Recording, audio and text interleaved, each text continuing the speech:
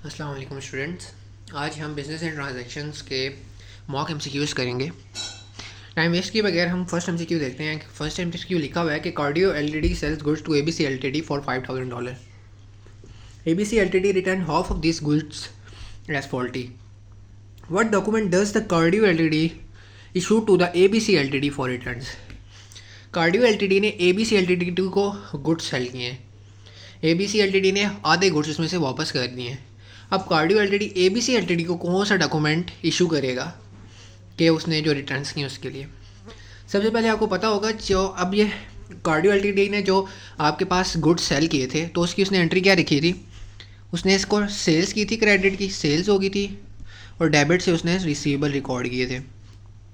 अब जब ABC LTD वापस करेगा तो इसका मतलब डेबिट हो जाएगा सेल्स रिटर्न और क्रेडिट हो जाएंगे रिसीवेबल। और ये 2500 से क्योंकि हाफ अमाउंट वापस हुई है। इतना तो आपको क्लियर हो गया होगा। अब सेल्स रिटर्न जब होती है तो उसमें सप्लायर कौन सा डॉक्यूमेंट इशू करता है और कस्टमर कौन सा डॉक्यूमेंट बेचता है। तो आपको पता होगा कि एबीसी एलटीडी जो कि कस्टमर है, जब वो गुड्स वापस करेगा तो उसके साथ वो जो डॉक्यूमेंट भेजेगा उसको हम डेबिट नोट कहते हैं, जो कि ये लिखा हुआ है। और जो हमारे पास कार्डियो एलटीडी है वो जब रिटर्न्स वापस आएंगी तो वो सप्लायर एबीसी एलटीडी को जो डॉक्यूमेंट भेजेगा वो भेजेगा क्रेडिट नोट। तो इसका जो करेक्ट ऑप्शन है वो सी है, मतलब कि चार्ली। अब आगे जो दो ऑप्शन हैं, remittance advice and good receive note. Remittance advice ये होती है कि कस्टमर ने जितनी भी आउटस्टैंडिंग पेमेंट्स होती हैं या उसने पेमेंट्स करनी होती हैं उसको इनलिस्ट करती है। मतलब कि ये कस्टमर सप्लायर को भेजता है पेमेंट्स के साथ।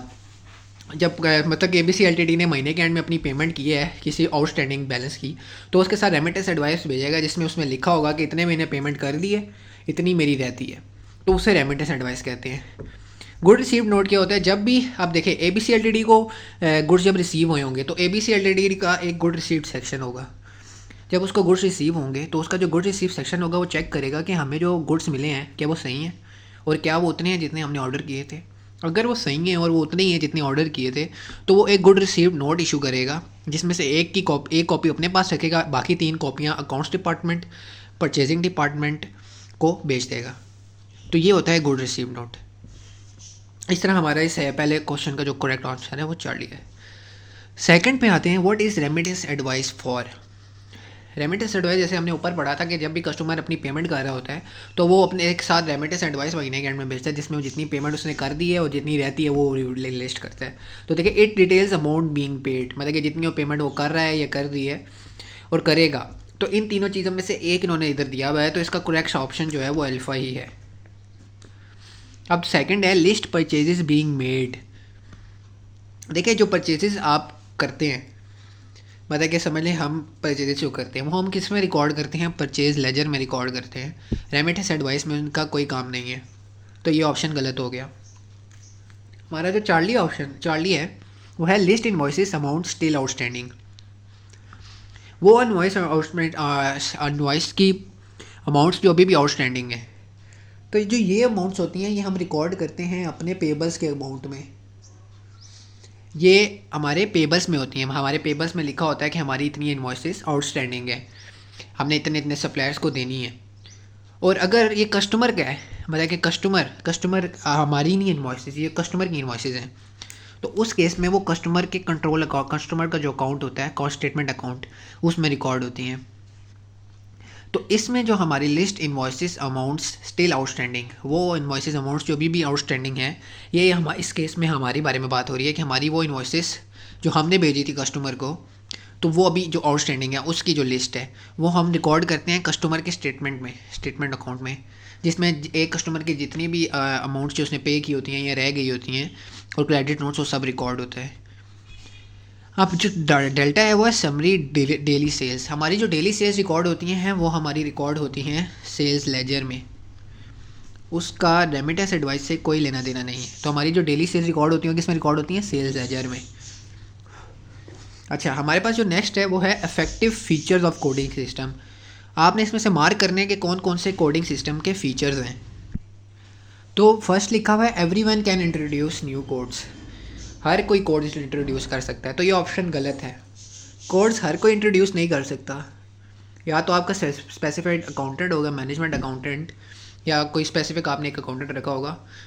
वैसे मेनली मैनेजमेंट अकाउंटेंट या जो जब आपकी गुड्स रिसीव्ड होती हैं उनके ऊपर जब कोड्स डाले जाते हैं तो एक पर्टिकुलर बंदा या पर्टिकुलर जो फील्ड रिलेटेड होते हैं वही कोड्स इंट्रोड्यूस कर सकते हैं। हर कोई आपका कोड इंट्रोड्यूस नहीं कर सकता क्योंकि वो एक स्पेसिफिक फॉर स्टैंडर्ड स्टाइल और फॉर्मेट को फॉलो करते हैं। तो ये ऑप्शन हमारे यहाँ पर गलत हो गया। मल्टीपल आइटम शेयर्स कोड्स, ये भी ऑप्शन गलत है क्योंकि हमारा हर आइटम के लिए एक स्पेसिफिक कोड होता है ताकि वो आइडेंटिफाई हो सके। Code reflect the substance of assigned item, एक स्पेसिफिक आइटम जिसको हमने एक चीज़ असाइन की हुई है उसका सब्सटेंस को एक कोड रिफ्लेक्ट करता है। हर कोड एक स्पेसिफिक आइटम को रिफ्लेक्ट करता है। तो ये ऑप्शन हमारा करेक्ट है कि हर कोड एक specific substance of an assigned item को रिफ्लेक्ट करता है। Codes follow a standard style and format, ये मैंने पहले मेंशन किया है कि हमारे कोड्स एक स्टैंडर्ड स्टाइल को और फॉर्मेट को फॉलो करते हैं। तो हमारे पहले दो ऑप्शंस गलत हैं और बाकी दो करेक्ट हैं।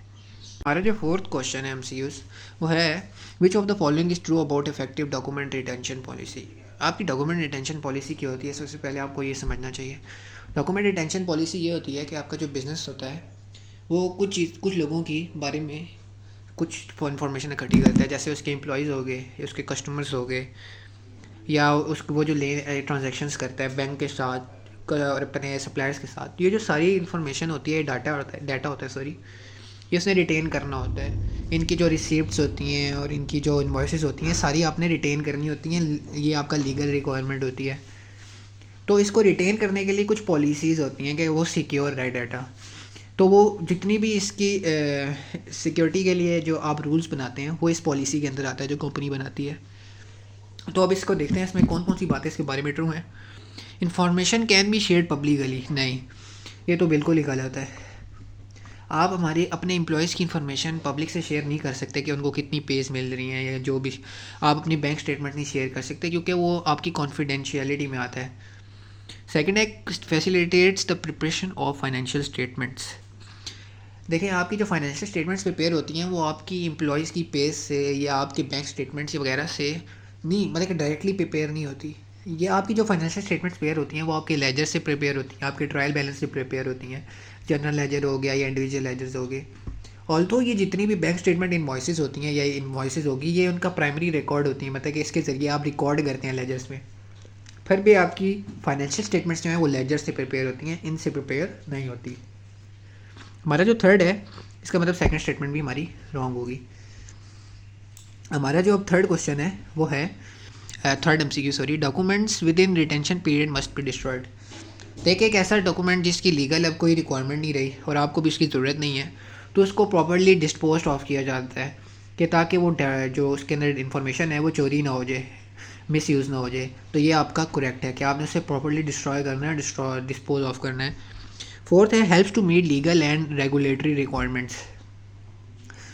आपके जो लीगल, मैंने आपको पहले मेंशन किया था, डॉक्यूमेंट रिटेंशन पॉलिसी आपकी लीगल और रेगुलेटरी रिक्वायरमेंट्स को फुलफिल करती है।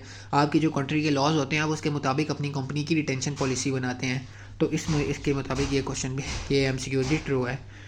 हमारे पास जो फिफ्थ है वो है documents legally required to retain, मतलब कि कंपनी वो कौन से डॉक्यूमेंट्स हैं जो लीगली रिक्वायर्ड होते हैं कि वो रिटेन करे, उन्हें संभाल के रखे कुछ अरसे के लिए, स्पेसिफिक टाइम पीरियड के लिए। इन्वॉइसेस, जी इन्वॉइसेस आपको संभाल के रखनी पड़ती हैं क्योंकि ये सबूत होती हैं कि आप अपने सप्लायर के साथ क्या क्या लेन देन किया है या अपने कस्टमर्स के साथ।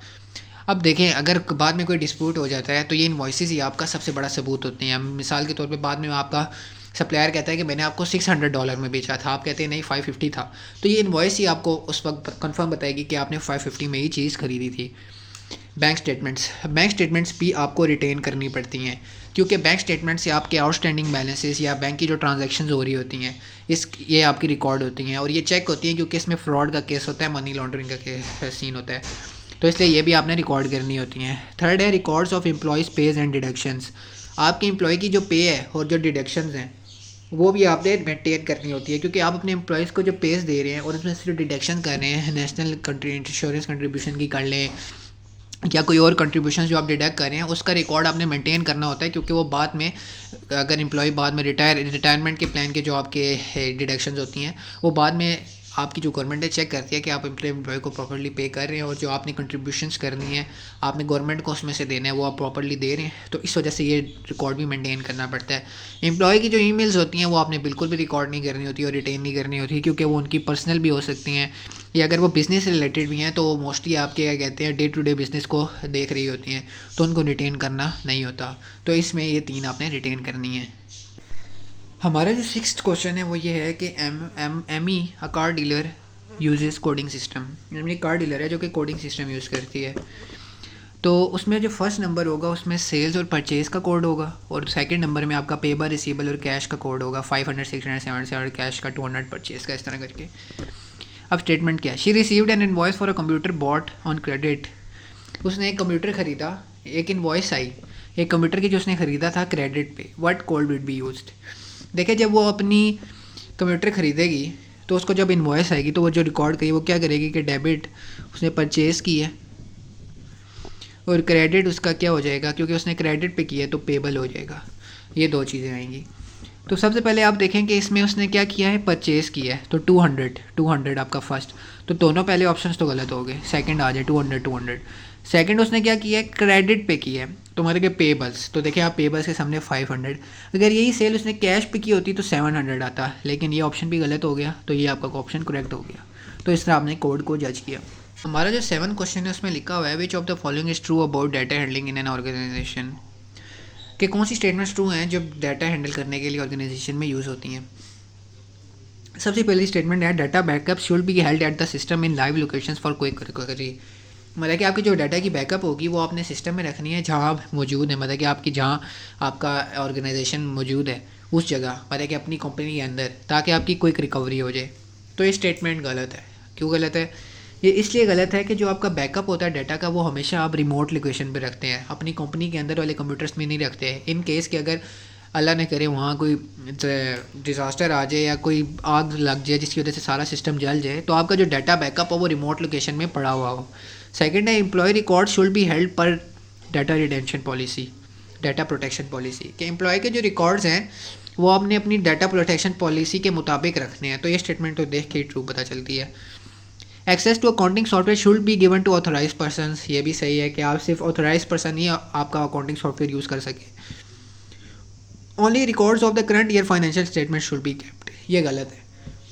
इसलिए गलत है कि जो आपकी प्रीवियस फाइनेंशियल स्टेटमेंट्स होती हैं उनके साथ कंपेयर करके आपकी जो आज करंट की फाइनेंशियल स्टेटमेंट्स हैं, आपके स्टेक होल्डर्स होते हैं, मिसाल के तौर पे आपके इन्वेस्टर्स हो गए या आपके सप्लायर या आपका बैंक हो गया, लेंडर्स हो गए, वो सारे देखते हैं कि आपकी कंपनी कैसे परफॉर्म कर रही है। तो आपको प्रीवियस फाइनेंशियल स्टेटमेंट्स और डाटा भी रिकॉर्ड रखना होता है। और ये लीगल रिक्वायरमेंट भी है कि इन केस अगर बाद में कोई डिस्प्यूट हो जाता है कि पिछले कुछ सालों की इन्वॉइसेस का, तो आपके पास वो डाटा पड़ा हो ताकि आप उस डिस्प्यूट को ईजिली सॉल्व कर सके।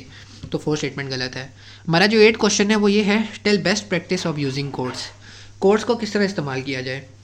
असाइंड रैंडमली, तो ये आपका गलत है कि कोड्स आप किसी को भी नहीं दे सकते, मतलब कि मैंने बुक को 1 दे दिया तो टेबल को 2 दे दिया, इस तरह नहीं होता। एक स्टैंडर्ड फॉर्मेट और स्टाइल होता है जैसे हम पहले पढ़ चुके हैं। Unique code for each item, her item का एक यूनिक कोड होता है। तो ये बात करेक्ट है कि हर आइटम का एक यूनिक कोड होता है। Any one can change the code, ये भी मैंने आपको पहले भी बताया था, ये स्टेटमेंट भी गलत है। Code should hide the nature of item, ये बात भी गलत है। कोड से आपको पता चलता है कि ये क्या चीज़ है। मिसाल के तौर पे आपने एक कंप्यूटर ख़रीदा, ऊपर वाली मिसाल में आपने कंप्यूटर खरीदा क्रेडिट पे, ठीक हो गया।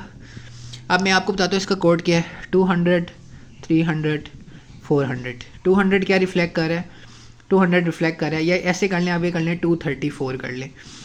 इधर जो आपका 200 का फिगर है 200, ये आपको रिफ्लेक्ट कर रहा है कि ये एक एसेट है। आपका जो 30 का फिगर है वो ये रिफ्लेक्ट कर रहा है कि ये आपने परचेज़ किया है, या ये कर ले कि इसका ये आपका पेबल है, अभी आपने इसकी पेमेंट नहीं की भी। और जो आपका 4 का है, और वो जो 4 का आपका रिप्रेजेंट कर रहा है वो ये आपका किसी स्पेसिफिक डिपार्टमेंट में, मतलब कि 4 आपका जो डिपार्टमेंट है समझ लें आपका ये यूज़ हो रहा है एडमिन डिपार्टमेंट में। तो इस तरह करके ये कोड स्पेसिफाई कर रहा है कि जो 234 है वो एक ऐसा कंप्यूटर है जो क्रेडिट में हमने लिया था, जिसकी अभी पेमेंट नहीं हुई हुई, और वो एडमिन डिपार्टमेंट में यूज़ हो रहा है। तो आपको उस एसेट के बारे में सारा पता चल रहा है, उसकी नेचर के बारे में, अंडरलाइंग नेचर। तो इसलिए लास्ट स्टेटमेंट भी गलत है। आपका जो सेकंड लास्ट एमसीक्यूज है 9th मीन्स वो है कि which document list transaction between supplier and customers in a month. मतलब कि सप्लायर और उसके एक कस्टमर के दरमियान जो ट्रांजेक्शन होती हैं वो किस डॉक्यूमेंट में लिस्ट हुई हुई होती हैं। तो परचेज इनवॉइस तो बिल्कुल ही गलत है। परचेज इनवॉइस में आप रिकॉर्ड करते हैं कि आपने जो चीज़ बल्कि परचेज इनवॉइस में रिकॉर्ड नहीं करते। परचेज इनवॉइस वो बिल होता है जो आपको रिसीव होता है आपके सप्लायर की तरफ से जब आप कोई चीज़ परचेज़ करते हैं। और क्रेडिट नोट क्या है? क्रेडिट नोट जब आपका कस्टमर आपको रिटर्न करता है गुड्स तो आप उसको इशू करते हैं, मतलब कि वो फॉल्टी गुड्स थे या उसने वैसे ही वापस कर दिए तो आप उसको क्रेडिट नोट इशू करते हैं कि उसने गुड्स रिटर्न कर दिए हैं। Supply statement is the correct answer. Supply statement तमाम उन ट्रांजैक्शंस को लिस्ट करती है जो सप्लायर और कस्टमर के दरमियान हुई होती है, जिसमें purchases, payments, credit notes, outstanding balances सब कुछ होता है। GRN इसका फुल फॉर्म है गुड रिसीव नोट, जो हम इस वीडियो के शुरू में पढ़ चुके हैं कि गुड रिसीव नोट आपका गुड रिसीव सेक्शन इशू करता है जब उसको गुड्स रिसीव हो जाते हैं और वो उन्हें प्रॉपर्ली चेक कर लेता है। तो ये भी इसका आंसर नहीं है और चाइल्ड डी इसका ऑप्शन है टिक। अच्छा, लास्ट MCQ है purpose of accounting in a business. एक अकाउंटेंट का बिजनेस में क्या रोल होता है? देखिए, पहला है present financial information in a concise and clear report so that readers may understand. जी, यही इसका मकसद है। Alpha is the correct option कि वो फाइनेंशियल इन्फॉर्मेशन को इस तरह रिप्रेजेंट करते हैं इतने क्लियर टर्म्स में कि उसके जो रीडर्स होते हैं, मिसाल के तौर पे आपके जो शेयर होल्डर्स हो गए जिन्होंने इन्वेस्टमेंट किया है, लेंडर्स हो गए, आपके कस्टमर्स हो गए, आपके सप्लायर हो गए, आपके एम्प्लॉयज़ हो गए, ये सारे उसको इजीली अंडरस्टैंड कर सके। क्योंकि जो फाइनेंशियल इन्फॉर्मेशन होती है आप आगे जाके पढ़ेंगे उसमें एक ऐसे जार्गन्स यूज़ होते हैं और ऐसी अकाउंटिंग टर्म्स यूज़ होती हैं जो आम बंदा अंडरस्टैंड नहीं कर सकता। तो हमारे पास जो हमारा अकाउंटेंट होता है उसका काम होता है कि वो फाइनेंशियल स्टेटमेंट्स को इस इतने इजी और क्लियर टर्म्स में बनाए कि उसके जो रीडर्स हैं वो उसको इजीली अंडरस्टैंड कर पाएँ और उसके मुताबिक अपने अगर उन्होंने इन्वेस्टमेंट करनी है, लेंडिंग करनी है तो वो कर सकें। तो ये इसका करेक्ट है। आगे हम पढ़ लेते हैं eliminate financial risk from the business से फाइनेंशियल रिस्क को ख़त्म करना बोर्ड ऑफ डायरेक्टर्स, मैनेजर्स और रिस्क मैनेजमेंट डिपार्टमेंट का काम होता है, अकाउंटेंट का काम नहीं होता। ये तीनों डिपार्टमेंट्स या ये तीनों जो लोग होते हैं ये रिस्पॉन्सिबल होते हैं इसके। तो ये ऑप्शन आपका गलत है। हमारा नेक्स्ट है ensure financial records are free from errors and fraud completely. ये स्टेटमेंट सही होती अगर ये वर्ड इधर ना होता। आपका जो फाइनेंशियल रिकॉर्ड्स है वो एरर से फ्री और फ्रॉड से भी फ्री होना चाहिए, बट कम्प्लीटली नहीं हो सकता क्योंकि ह्यूमन एरर हो सकते हैं और फ्रॉड भी बीच में निकल जाता है कभी कभी। तो कम्प्लीटली एक अकाउंटेंट का कम्प्लीटली मतलब कि उसको बिल्कुल ही फ्रॉड से फ्री और एरर से फ्री करे, ये उसका रोल नहीं होता। बस उसका ये पर्पज़ ज़रूर होता है कि वो अपनी तरफ से पूरी कोशिश करे कि आपके रिकॉर्ड्स क्या हो, फ्री ऑफ एरर और फ्रॉड हो। तो ये एक वर्ड की वजह से गलत है। वैसे भी ऑडिटर का एक रोल होता है कि वो आपके फाइनेंशियल स्टेटमेंट्स को चेक करता है कि वो फ्री फ्रॉम एरर और फ्रॉड हैं ये कि नहीं। अच्छा, लास्ट है obtaining sales for company to increase the financial profit. ये आपके सेल्स डिपार्टमेंट का काम होता है और सेल्स मैनेजर का कि वो सेल्स को इंक्रीज़ करें ताकि आपकी कंपनी ग्रोथ करे। तो ये भी आपका गलत है। तो आज के 10 MCQs हो गए हैं हर चैप्टर के। अब हम मिलेंगे नेक्स्ट वीडियो में जिसमें हम फर्दर ऑन 10 MCQs डिस्कस करेंगे। तब तक के लिए अल्लाह हाफिज़।